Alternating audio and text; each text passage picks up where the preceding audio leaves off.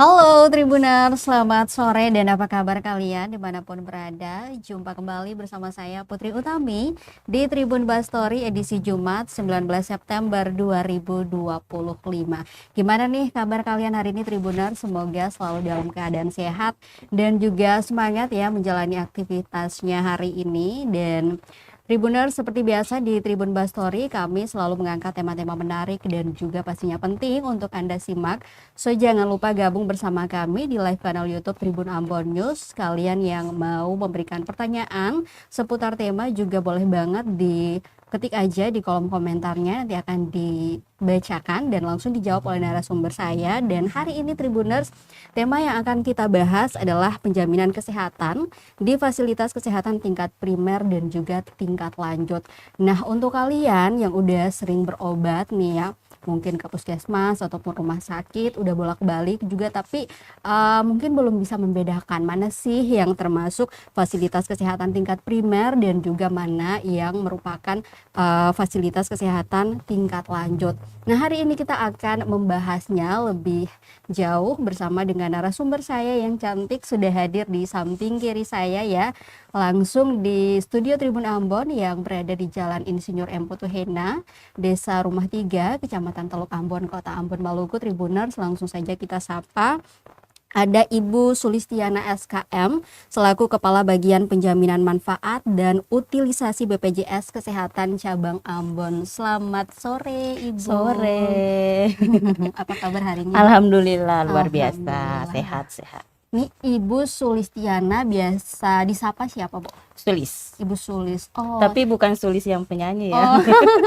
Nanti orang ini salah persepsi. Kalau Ibu Sulis yang penyanyi pasti openingnya udah kita suruh Iya. duluan nih. Oke, Bu, ini sesuai dengan tema kita hari ini ya, penjaminan kesehatan di fasilitas kesehatan tingkat primer dan tingkat lanjut. Tapi tadi udah saya mention di awal bahwa mungkin masyarakat belum banyak yang tahu mana nih yang termasuk fasilitas kesehatan tingkat primer dan tingkat lanjut. Mungkin Ibu bisa memberikan penjelasan dulu apa saja yang kemudian termasuk dalam fasilitas kesehatan tingkat primer dan juga mana yang tingkat lanjut, Bu. Ya, oke. Jadi kalau fasilitas kesehatan itu ada dua ya. Yang pertama itu fasilitas kesehatan tingkat primer atau biasa disebutnya tingkat pertama. Nah, tingkat pertama ini itu dia meliputi puskesmas. Nah, kalau puskesmas mungkin orang sudah tahu ya, puskesmas, TPMD. Kalau dulu TPMD itu namanya dokter keluarga. Kalau sekarang itu sudah berganti nama, namanya TPMD, jadi tempat praktek dokter mandiri. Nah, selain TPMD dokter umum, ada juga TPMD dokter gigi. Kemudian ada klinik Pratama, kemudian rumah sakit tipe D tapi statusnya dia Pratama. Nah, itu adalah tergolong fasilitas kesehatan tingkat pertama atau tingkat primer. Nah, kalau tingkat pelayanan kesehatan tingkat lanjutan itu biasanya orang kenalnya itu rumah sakit. Nah, rumah sakit terus ada klinik utama. Nah, itu dia. Kalau dari segi yang mana sih masuk golongan tingkat pertama, mana tingkat lanjutan, seperti itu. Oke, jadi untuk tingkat lanjutan tuh kayak rumah sakit baik kayak RSUD, RSKD, RSUP yang kayak gitu-gitu ya, Bu. Iya. Sementara kalau kalian yang biasa misalnya mau pasang behel ke dokter gigi, itu termasuk dalam fasilitas kesehatan tingkat primer atau tingkat pertama. Oke, jadi gitu ya Tribuners, udah bisa membedakan ya sekarang. Nah, lalu Ibu, apa saja sih pelayanan yang bisa diterima oleh peserta JKN ini di fasilitas kesehatan primer? Karena kita ngomongin soal penerima JKN ya Ibu ya. Ya, jadi kalau fasilitas kesehatan tingkat pertama itu dia pelayanannya itu pelayanan dasar perorangan, tetapi bersifatnya dia non spesialistik. Jadi non spesialistik ini artinya kalau di puskesmas itu teman-teman peserta JKN ataupun masyarakat itu diperiksanya nanti oleh dokter umum. Nah, di puskesmas juga itu sebenarnya hampir mirip dengan rumah sakit, cuma yang melayani itu dokter umum dari perawatan, pengobatan, dan juga bisa pemeriksaan lab. seperti itu kalau di FKTP. Oke, jadi biasanya apalagi kan kayak di desa-desa atau kampung-kampung yang memang udah pasti tidak ada rumah sakitnya, hanya ada fasilitas kesehatan tingkat primer tadi, berarti ke puskesmas misalnya kalau ada, dan sudah pasti yang melayani itu adalah kayak bidan, kemudian dokter-dokter umum ya, tidak ada dokter-dokter spesialis yang ada di fasilitas kesehatan tingkat lanjut Lanjutan, tadi. betul sekali. Oke, nah untuk di fasilitas kesehatan primer sendiri, Bu, apakah hanya peserta sakit, orang yang sakit yang kemudian boleh berkunjung atau seperti apa? Ya, jadi kalau fasilitas tingkat pertama atau primer itu kalau sesuai dengan tupoksinya tidak hanya orang sakit, jadi perannya puskesmas itu banyak sekali. Jadi bisa peserta datang berkonsultasi, bisa, karena kita ketahui di puskesmas itu kan kegiatannya banyak, ada promkes, biasa ada baksos, biasanya teman-teman dari puskesmas turun ke sekolah-sekolah, atau ada pelayanan imunisasi ibu hamil itu juga. Terus di puskesmas juga teman-teman masyarakat atau peserta JKN bisa mengecek screening riwayat kesehatannya.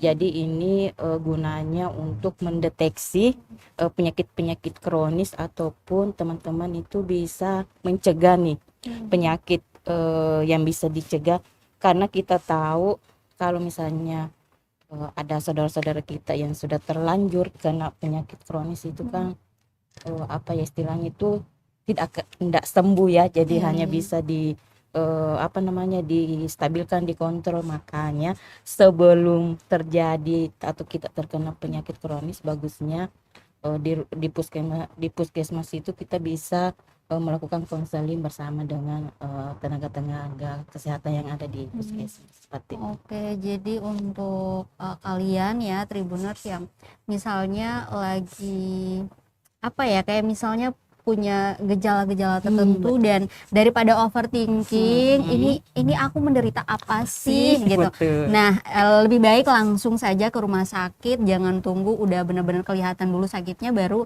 ke sana untuk Ke melakukan FKTP, ke puskesmas ya. ya tingkat pertama Iya, tadi. betul. Biar sekalian konsultasi juga, mungkin bisa dikasih saran dan lain-lain sebagainya, kalau misalnya ada yang harus dilakukan, ada yang tidak boleh dilakukan, ada yang harus dimakan dan yang tidak boleh dimakan, bisa langsung diedukasi ya Bu ya.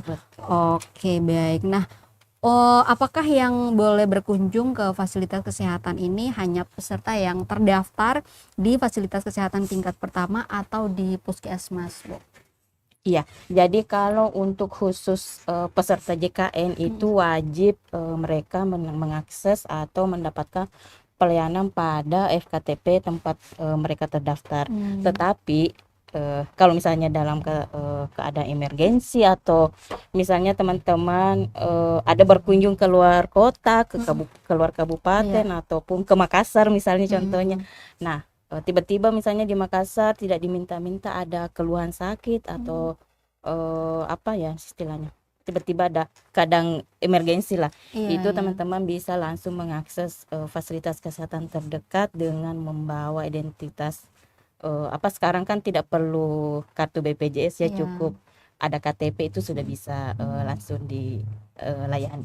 Seperti itu. Oke, jadi itu untuk mempermudah Iya, ya Ibu betul. ya, apalagi untuk yang hobi traveling ya, Cocok. kemana-mana selalu hari Senin di mana, hari Selasa udah di kota mana lagi, nah itu membantu sekali. Wow. Nah, untuk pelayanan yang bisa diterima oleh peserta JKN di fasilitas kesehatan lanjutan atau rumah sakit, tadi klinik utama dan lain-lain, itu seperti apa Bu?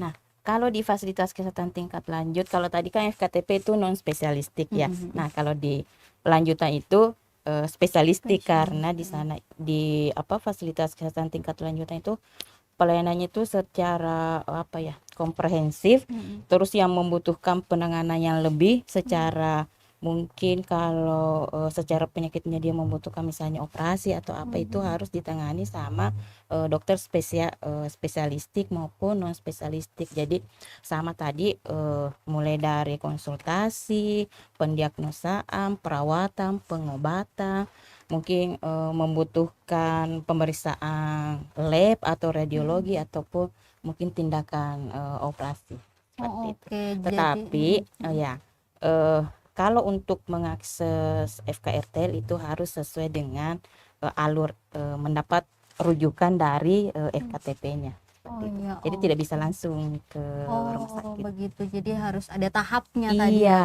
ya, Bu. Harus betul. ke tingkat primer atau tingkat pertama dulu, nanti kemudian kalau misalnya tidak bisa dilayani di tingkat pertama karena berbagai hal ya, karena kan terbatas Iya, juga betul. pelayanan dan fasilitasnya. Jadi nanti dirujuk ke fasilitas kesehatan tingkat lanjut. Oke deh. Untuk contoh-contohnya mungkin Ibu bisa memberikan sedikit contoh, walaupun ya kita mungkin udah bisa membedakan ya, biasanya kalau dirujuk berarti mungkin penyakitnya bisa lebih parah, lebih komprehensif tadi ya, Bu. Iya. Mungkin contohnya kalau misalnya anggap ada satu pasien yang usus buntu. Nah, biasanya kan kalau usus buntu itu perlu penanganannya itu ada operasi.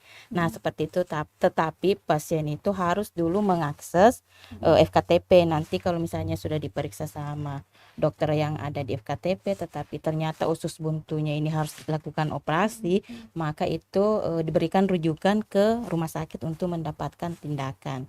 Seperti itu. Oke.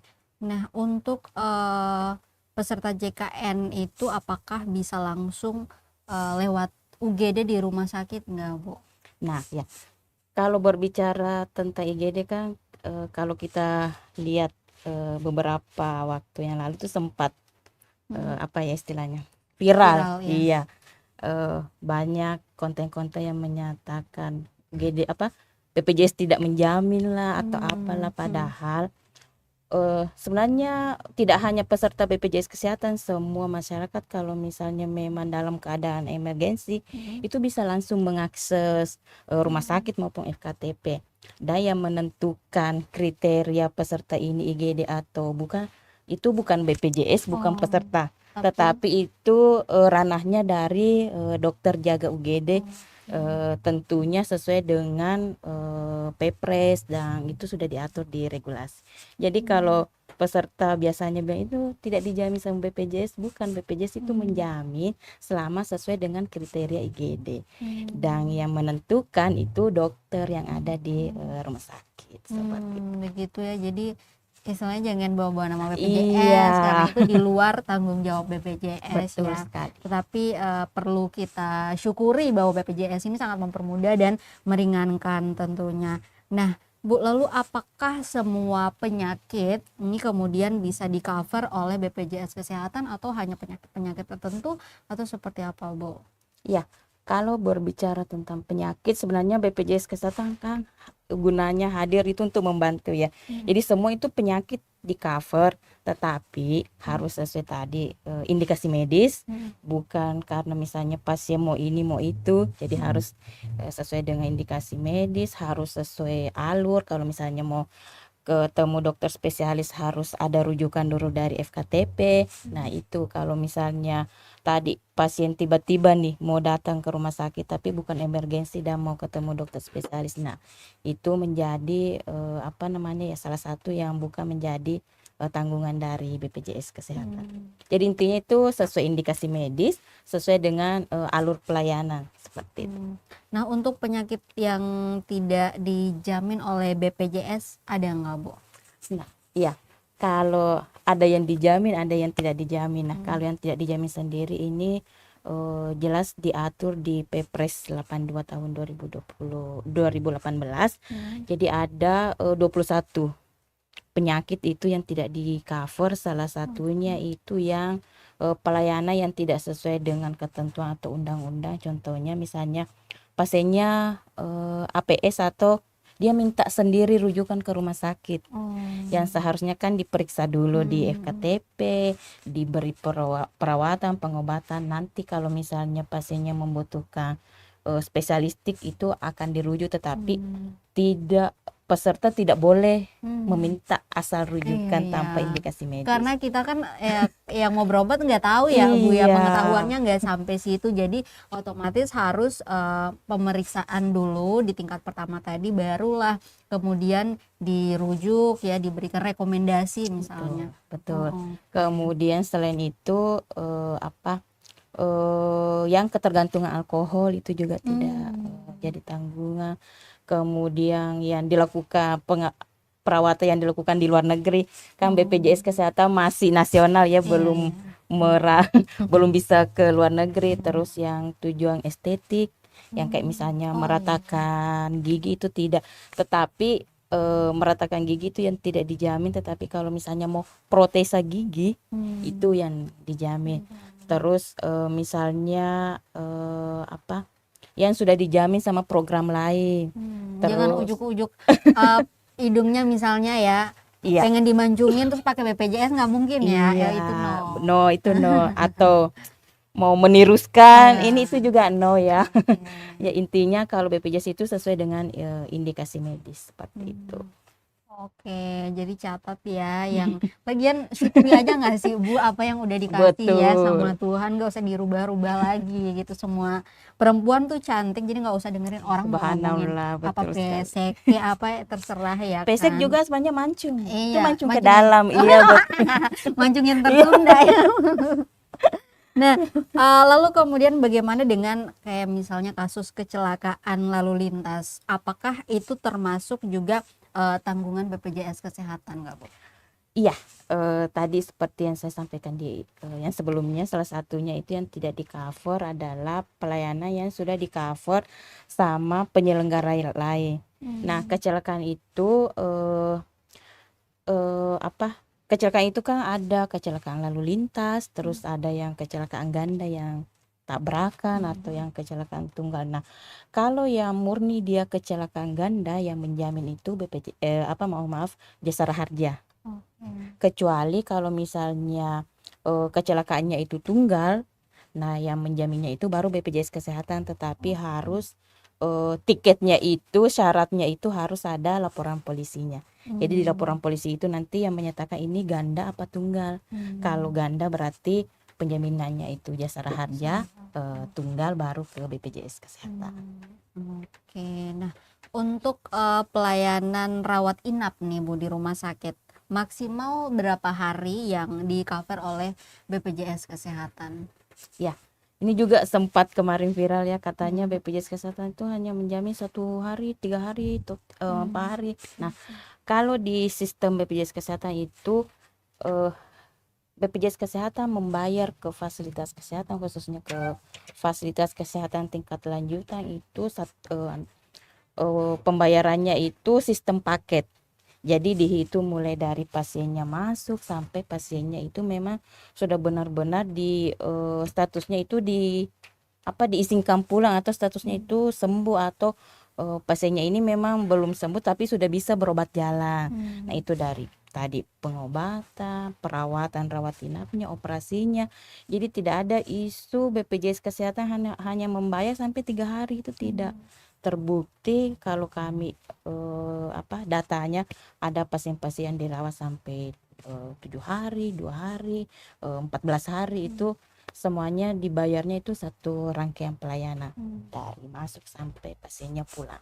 Seperti itu. Ya intinya sepakat kalau masuknya sakit usahakan pulangnya saat sembuh. Iya, betul. Masa lagi sakit dirawat pulangnya masih dalam keadaan sakit, kan nggak mungkin ya Bu. Betul ya. sekali. Oke, nah selain penyakit nih Bu, apakah BPJS Kesehatan juga kemudian mengcover alat bantu kesehatan?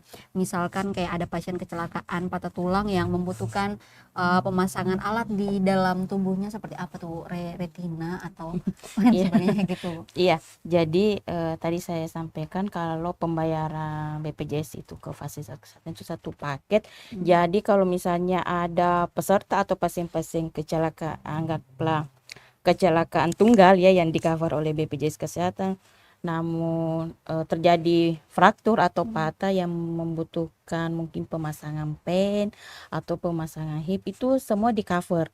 Itu kami bayar ke rumah sakit itu satu paket.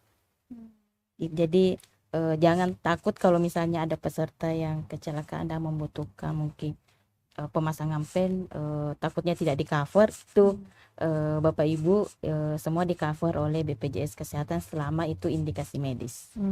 Oke. Jadi dipermudah dari awal sampai akhir ya Bu. Intinya kehadiran BPJS tuh untuk membantu masyarakat utamanya yang kurang mampu tadi. Nah, Betul. ini Bu, saya punya pertanyaan titipan Wah. dari kenalan. Nah, kebetulan karena flyernya saya sebar ya, kemudian dapat pertanyaan dari orang kampung saya, satu kampung. Nah, kebetulan mamanya itu adalah pasien di RSKD yang ada di Nania, Ibu. Nah, jadi beliau itu dulu beberapa kali sempat dirawat di sana, rawat inap. Nah, kemudian setelah itu dipulangkan, lalu biasa ya pasien apa namanya pulih Kambuh jiwa ya? ya, iya, harus memiliki ketergantungan ya dengan obat, jadi harus mengkonsumsi obat terus. Nah, biasanya kalau dulu itu mereka hanya membawa misalnya ponaannya atau cucunya, biasanya membawa surat rujukan dan berbagai apa namanya dokumen yang Iya. dibutuhkan ke sini RSKD.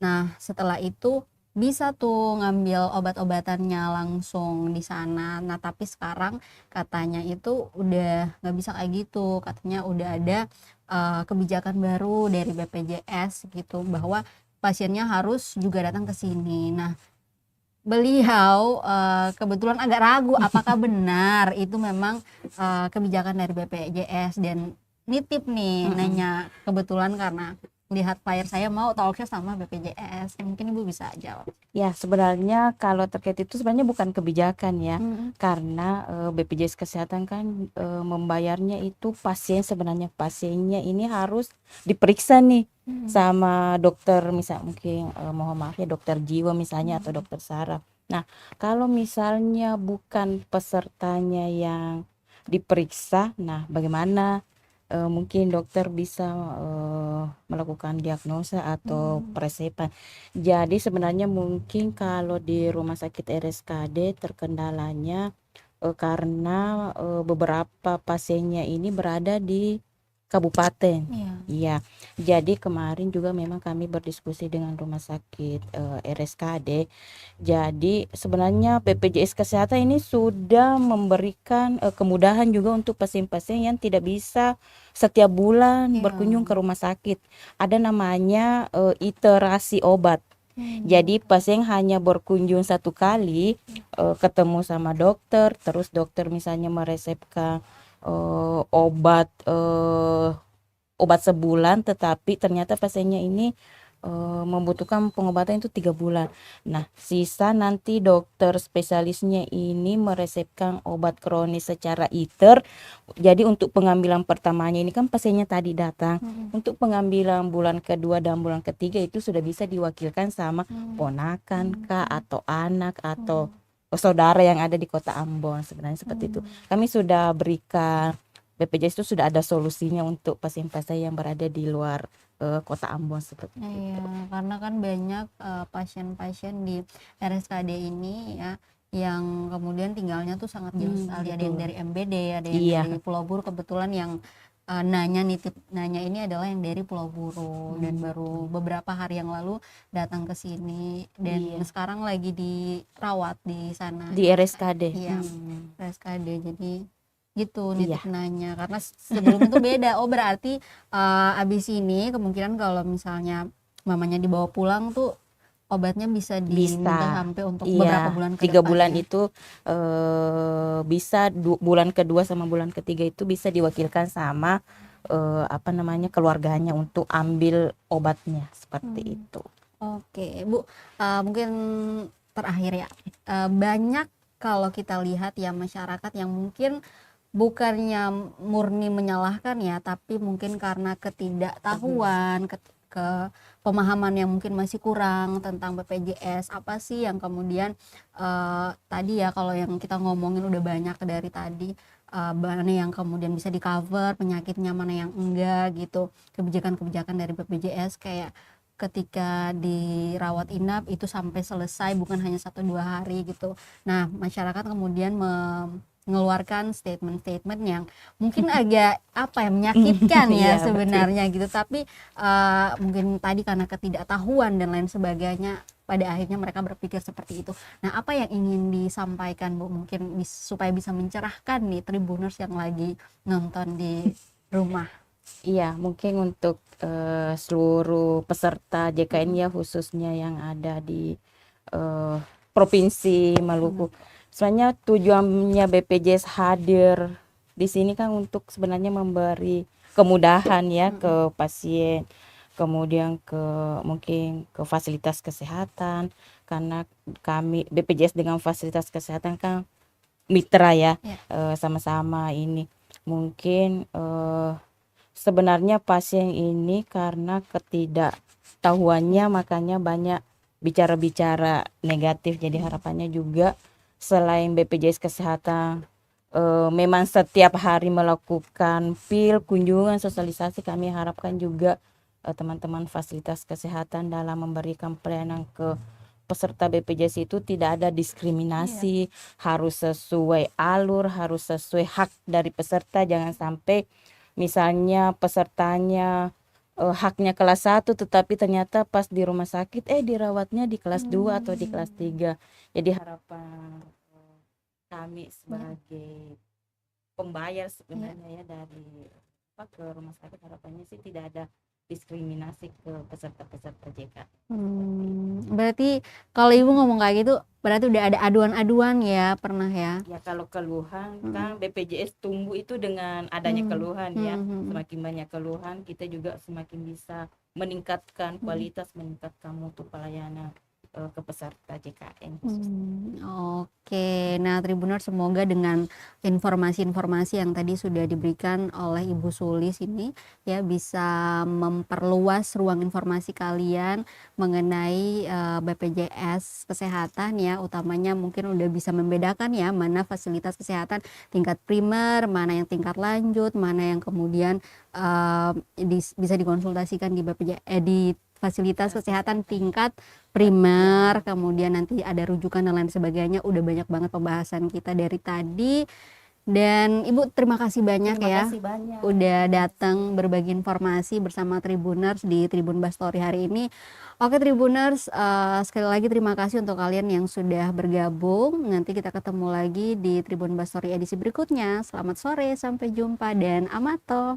Bye-bye. Terima kasih. Kasih Bu. Download Tribun X sekarang, menghadirkan lokal menjadi Indonesia.